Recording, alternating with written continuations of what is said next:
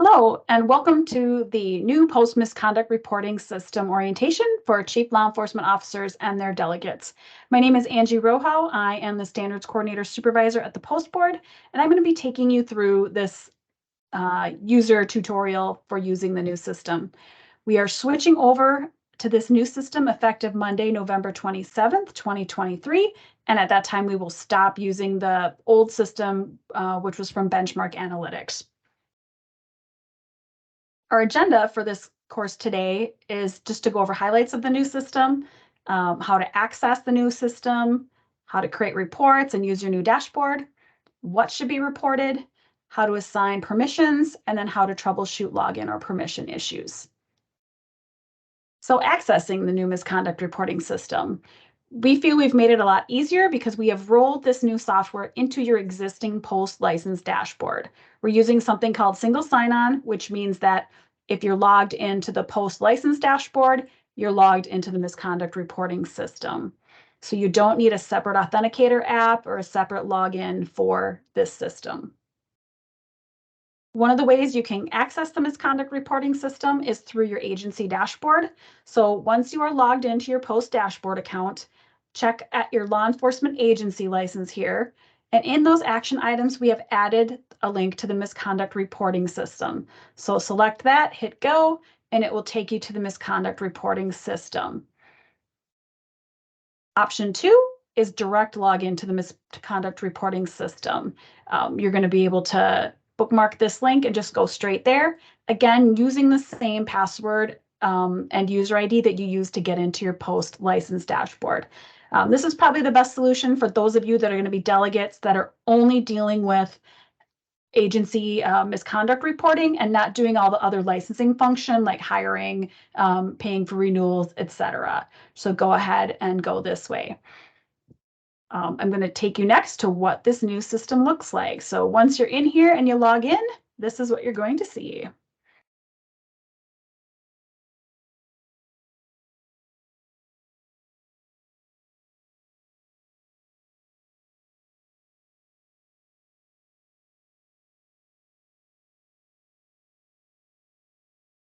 Okay, you should be seeing the login screen. So this is the misconduct reporting system. We're going to log in as a fake sheriff of a fake Blue Ox sheriff's office.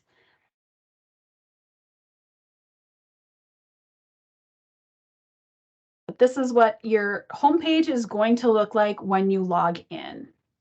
You'll see here you have a list of misconduct reports. It's got more descriptors, so it's telling you what kind of a violation it is. You can actually see the most recent comment. So if Post made a note or one of your colleagues made a note in it because you've been sharing this report, you're going to see that there. You have a list here. It tells you what agency you're with. In this case, this sheriff is also a Clio elsewhere, so you can toggle between the two departments. A lot of you do have perhaps delegate authority at a couple of agencies, or you're the delegate at one and the chief law enforcement officer at another one.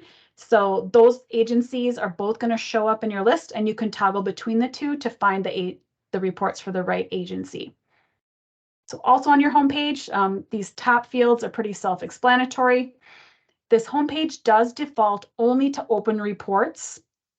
So if you are looking for a certain report and you say, hey, it's missing when I scroll through, just remember you need to tab over to all reports and then you can see stuff that's closed. You can search open reports if you were trying to find a certain person and you wanted to find reports that involve someone named Brian, that filters out the other stuff if you're looking for a report.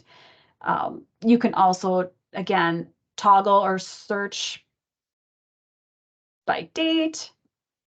Also, please note that it defaults to just 180 days prior. So if you are looking for an older report and you're not finding it while you're scrolling, you may have to adjust the date filter and pick an older date if you're looking for something older. Chief law enforcement officers and level 1 delegates to this system will be able to see every report for their agency in their homepage or in the all reports list rather. So you'll be able to see everything. If you are a delegate level 2 for your agency, you're only going to see the reports that you worked on or were assigned to you.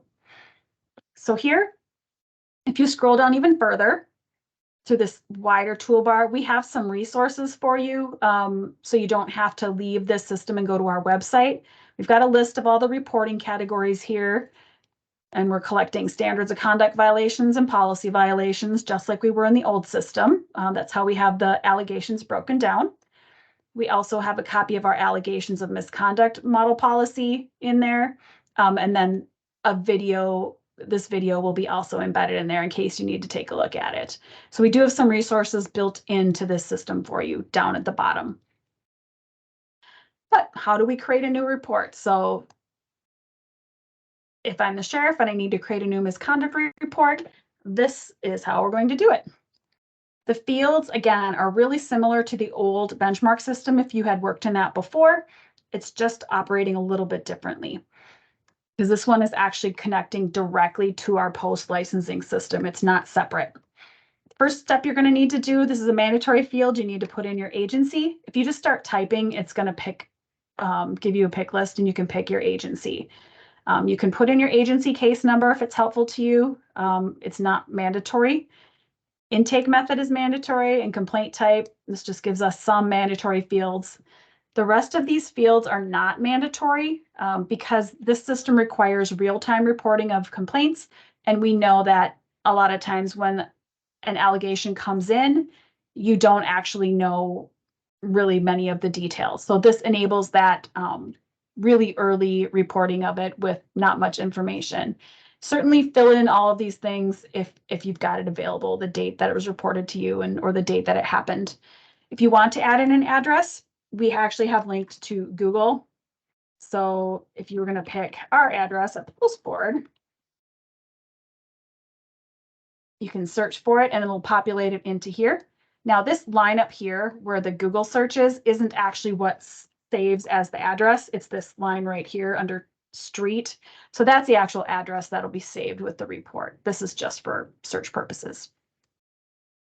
As you move through these sections, you've got this list up here. If you click on them, nothing happens. So you have to go through the report using the next button on the bottom right. Adding a complainant is not required, but if you choose to add in the complainant information, the fields open up in the collapsed mode, so you have to expand it to get all the fields. So if you want to add a complainant and they work for your agency, if you just start typing, you can choose them from your agency list and then indicate that they're a licensed employee of your agency. If you wanted to add in another complainant, you certainly can. As many as necessary. If you accidentally open one that you don't need, you can delete. If we decided we didn't want to include Frederick because this report is still in draft, we can also delete that.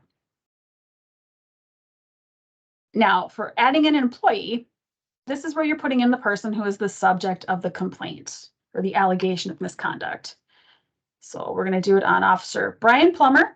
These grayed out fields will populate from the information we have in the post licensing system, so you don't need to enter anything there. Again, these are all optional fields, but they are helpful for post collecting data. So if the officer was in uniform or on duty, these are all affirmative checkboxes. So leave them blank if you mean no by default, but if it is yes, go ahead and check them off if you do know that that is the case. Again, these are all optional fields. You can leave in situations when you don't know who the officer is, you have an unknown officer, you do not have to enter an employee, you can leave that blank. So the report won't kick you out if it is an unknown officer. So involved persons and witnesses, I'm not going to go over it. It's the same as adding in a complainant information. You can add as many as needed and fill in the appropriate fields, all optional fields. The allegation is here where we get to, more of the information that's required. So when you're adding an allegation, number one, you can add as many as needed, but you have to do, one at a time. So you're going to select what officer, and it has to, or deputy, whatever, what peace officer was involved. And you have to have already preloaded them in the employee section. So it's only going to pick options from people that you already added in the employee section. You're going to choose one of the two categories, standards of conduct or mandatory policy violation. I want to pause here because I've noticed over the last couple of years in reviewing all the reports we've received, a lot of agencies get confused when we say standards of conduct violation. That means a very specific subset of policy violations. Essentially, these are like a very narrow list of items that the post board has determined in Minnesota Rule Chapter 6700.1600. These are the things the post board has jurisdiction to discipline officers for and take license disciplinary action potentially. So this is totally different from what your agency might say, oh, he violated our standards of conduct. So please pay attention that standards of conduct, when you're selecting them here, are that very small subset of regular policy violations.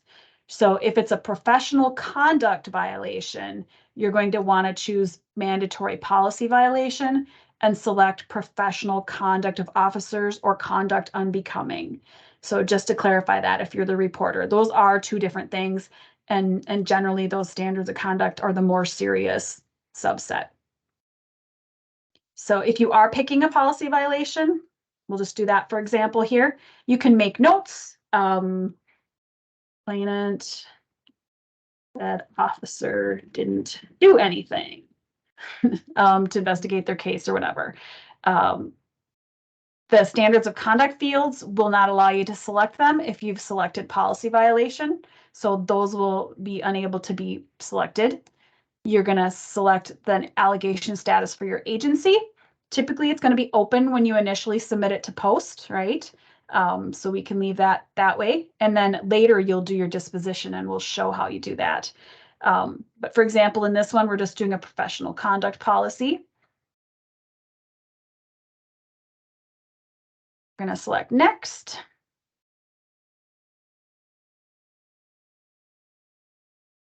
And this is going to take you to a summary page where a lot of the stuff will be collapsed if it doesn't have information in it.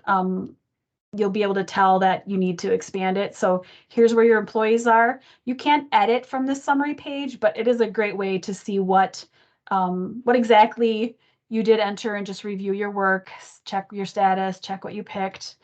You'll have to hit, if you need to make changes, you'll have to hit this previous button and backspace back through the categories to fix the appropriate things or add things as needed.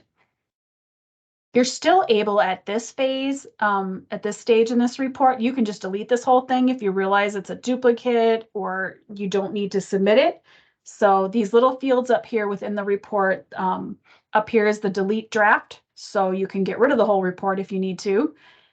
This print button obviously will print whatever you've got up on this summary screen. What we recommend if you're going to save to a PDF or to print is hit expand all to make sure you catch all the data, because if you leave some of these categories collapsed, that information won't print. It's just like a visual version of what's on here. So make sure you hit expand all before you hit print. Some other functions you can do while you're in a misconduct report, you can reassign it to someone else. So if you created a report and now you want to assign this to somebody else for whatever reason, there's a lot of situations where this might happen. Most commonly is when somebody leaves a position, right? Like you're no longer working in IA or you've been promoted or something. You're going to transfer all the reports that are in your ownership or under investigation to somebody else, or you might need to transfer it for some other reason. But this system, if I click reassign, it's going to give me my options of who I'm allowed to reassign it to within my agency. For example, if I was going to choose this Bob person, then I would toggle this over to yes to confirm that I wanted to reassign it to Bob, and then hit next. I'm not actually going to reassign it because I want to keep it, but we can go back to the report. So I canceled the action. So we're going to go back to the summary. Once we know that the summary is okay, we can submit the report, and then you're going to get a confirmation that says this action is going to submit this, and then you're going to just toggle that to yes, and this will send it to post.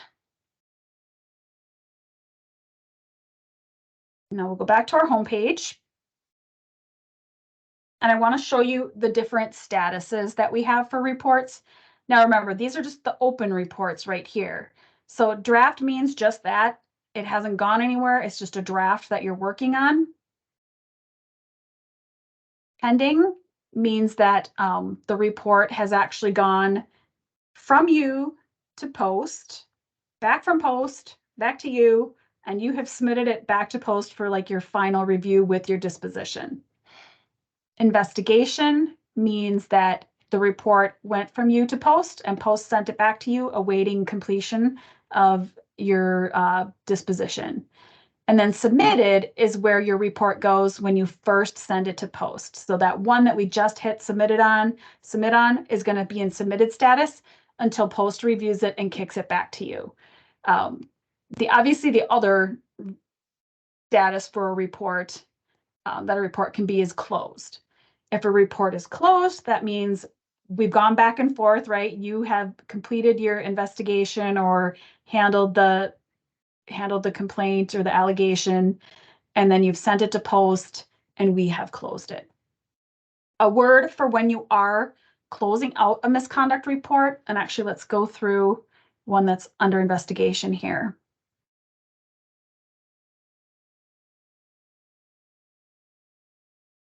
I'm just going to zip through over to allegations because I want to talk about this one. Actually doesn't have an allegation in here.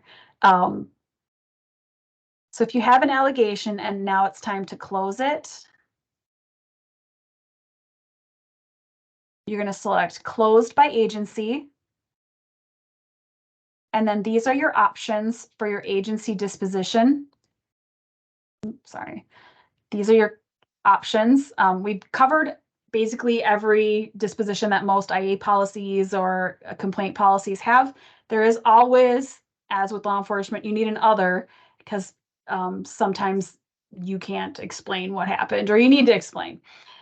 So you can do other if it doesn't fit one of these existing categories. If you select that something is sustained, it's going to require that you select if there was discipline. So you have the option of different types of discipline here, and then also no discipline. And of course, the always popular other, if something other than these things occurred. This is more common, having an other up here or an other down here is more common when the person leaves in the middle of your investigation and you can't say that it was sustained or not. Those of you that work and handle different IAs and officer discipline understand the scenarios where you might not be able to say that there was a disposition, but you have closed it. Maybe the person has left your agency under some sort of an agreement or resignation, or some other an arbitrator has determined something. So do not select your disposition until you know that it's gone through whatever legal process needs to happen if this is, an IA where someone is being disciplined. So don't jump the gun and enter the disposition as soon as you've made your determination. Wait until it rides out that process. It's completely fine if that takes a year or 2 years. We just want you to follow, those requirements and not do it ahead of time. So go ahead and take as long as needed. The statute requires that you update the disposition within 30 days of making a final disposition. But we do understand that there's a lot of stuff that goes into due process on complaints.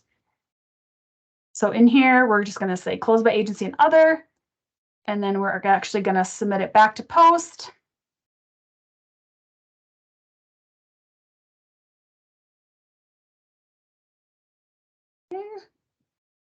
I'm going to finish. And I'm going to log out and I'm going to log in as a delegate level 2. That's a person who doesn't have the authority to submit directly to post, but they are authorized to enter reports. And a lot of you watching this might be a delegate level 2 because we have quite a few of them in our system, especially if you come from a larger agency and you have a lot of people entering data. So this is our delegate level 2. This person only works for Blue Ox County Sheriff's Department. Should say Sheriff's Office, but I didn't create it. this standards of conduct violation, for example, this is a draft report that is in this person's queue. Oh, and I forgot to explain this sharing button as well. So in addition to the reassign function that I showed you before, you can also just share a report with someone else. So if you're going to share it, you'll get a list and it'll say that this report is already shared with these users if applicable. And then it'll tell you if there are other people that you are permitted to share it with. So you cannot share this report with someone who your chief law enforcement officer has not authorized to be to receive misconduct reports. If you were going to reassign it again, you'll get that same list of who you can reassign it to. So I just wanted to show you that. So if a delegate level 2 goes to submit a report, they're going to get the notice. They won't get that, hey, we're sending it to post, toggle yes. You're going to get a note that says you don't have the permission to submit it to post, and it's going to give you the list of people at your agency that you can send it to work on it and submit it to post. It will ask you to confirm who you're sending it to, and then you can select finish. And then now that report has been shared to Elizabeth King, the sheriff. What you will get when somebody assigns a report to you or when Post sends a report back to you, you will get an email from our system. It's a post board misconduct general email address. So you will get an email saying, hey, so-and-so assigned a report to you or shared a report to you, or the post board sent a report back to you, and it will have a link direct taking you to the system and to that specific report. So you don't have to log in here every day and wonder if somebody sent something to you. You will get an email and will get notified of it. So just be aware of that. Okay. Well, let's go back to talking about what needs to be reported. We've done like the technical stuff here, but let's talk about what needs to be reported. So I'm going to go back to my slides here.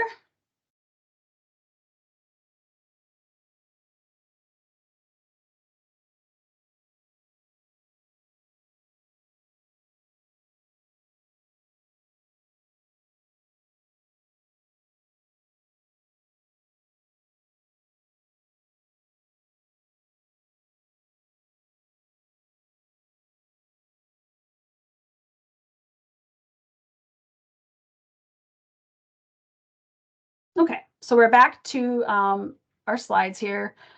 The law authorizing the collection of this allegations of misconduct data came out of the police reform legislation in 2020. This is one of the things that was created. So we are collecting public and private data on allegations of misconduct. These are required to be real-time reports. So as soon as you can make these reports when they're received is what is expected. And it requires you down here, it just says a chief law enforcement officer must update data within 30 days of final disposition of a complaint or investigation. Like I just said before, that's final disposition. So wait out that arbitration period or whatever is going on if necessary. Other governing statutes for this is 626845 subdivision 3. That just talks about this system itself being a central repository to collect this data. And these are the resources that I really want you guys to understand and read through, because if you are a person submitting reports into this system, please familiarize yourself thoroughly with our standards of conduct for licensed peace officers. Again, this is a small subset of all those things from all those other model policies that the post board has jurisdiction over for disciplinary action. This is just, a screenshot of it, but some of the things that are within the board's jurisdiction are all here. So please familiarize yourself with those. Familiarize yourself with the board's mandatory policies. Some of them we have model policies for examples, and some are just mandated ones and then with certain requirements. So there are a total of 19 state mandated policies that law enforcement agencies have. Your agency may have 50 policies for unique scenarios, but we are only, because there are so many other policies, We are just breaking down for collection in our system violations of the model policies. Some of these may not apply to you because your agency may not have, for example, license plate readers. There's a policy on that. You may not have, aerial vehicles or drones. So that wouldn't apply to you. So again, they may not all apply in your situation, but please familiarize yourself with your agency's version of these model policies. I also want you to familiarize yourself with the allegations of misconduct model policy. This is the model policy that the board creates for how allegations of misconduct or complaints should be handled, and disposition and what your obligations are. Your agency policy is required to be identical or substantially similar to the post model policy. Very likely your agency policy is probably a lot longer than our model policy because a lot of agencies put in a lot of specific information. But you do need to be identical or substantially similar in content to the post model policy. Some other information that I think is helpful when people are confused about what needs to go into this system. Well, we're supposed to collect allegations of misconduct. So looking at this allegations of misconduct model policy will help you understand what post expectations are. And then also some other rules where we have defined what misconduct is in 6700-2000. This 2200 talks about development of procedures for investigating and resolving allegations of misconduct. So these are just some other authorizing laws. And this one here, 67-2600, talks about processing of complaints. If you are doing this work on behalf of your chief law enforcement officer, or you are a chief law enforcement officer, just understand that if a chief law enforcement officer isn't complying with the procedures or other parts of these regulations, it can be grounds for disciplinary action. So just understand for chief law enforcement officers, make sure you're picking the right people to do this on your behalf. And then if you've been given that authority, just understand that what you're doing directly reflects back on your chief law enforcement officer if you fail to do something. In keeping with that, the chief law enforcement officer is setting the delegate level for this misconduct reporting system. So there are two types of delegates. Again, level 1 can do everything the same as a chief law enforcement officer does. Right now in the benchmark system, almost every agency has someone listed as a delegate level 1. Some agencies, the chief is still doing these reports themselves, but pretty much everybody has at least one delegate 1. A lot of agencies are also using delegate level 2s, especially the bigger ones. These are folks who have access to review and edit reports that they have already touched or have been shared with them, but they cannot submit reports directly to post and have to have those reports reviewed before it comes to us. Here's how you do it.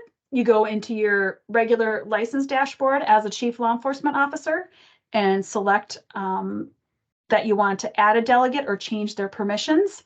When you log in and select manage agency delegates, like right here would be a list of the people that currently you have authorized to do work with post on your behalf. So right now, the people in this list, if you're a chief law enforcement officer, these are going to people, a lot of, deputy chiefs or chief deputies, personnel managers have authority already on your behalf to do all those hiring forms or pay for renewal. So you might have that same person being your misconduct delegate. So you would go in and edit the permissions. If you're adding a person, you would say add new delegate. And you would add that new delegate right here. It's going to ask what permissions you want to give this person. So you're going to do, right now, your existing dashboard delegates are doing these things for you, paying for renewals, employment separation, personnel notifications, new license requests.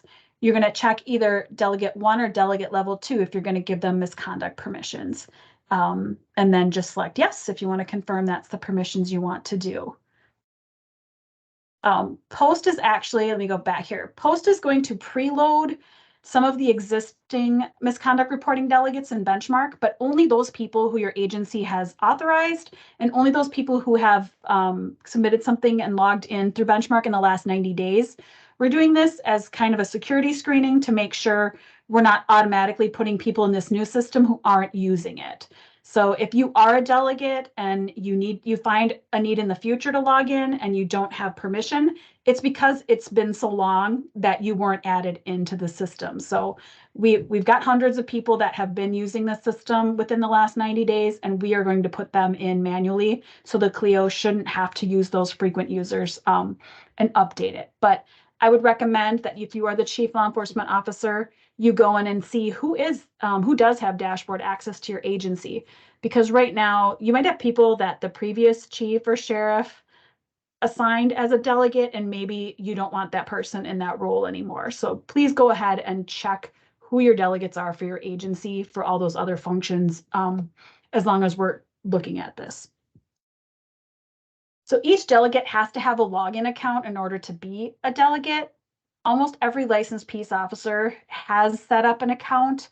However, a lot of the civilian administrators that you have helping you with these functions may need to create an account. So you just go in, select register, create an account, select Peace Officer Standards and Training Board, and get registered.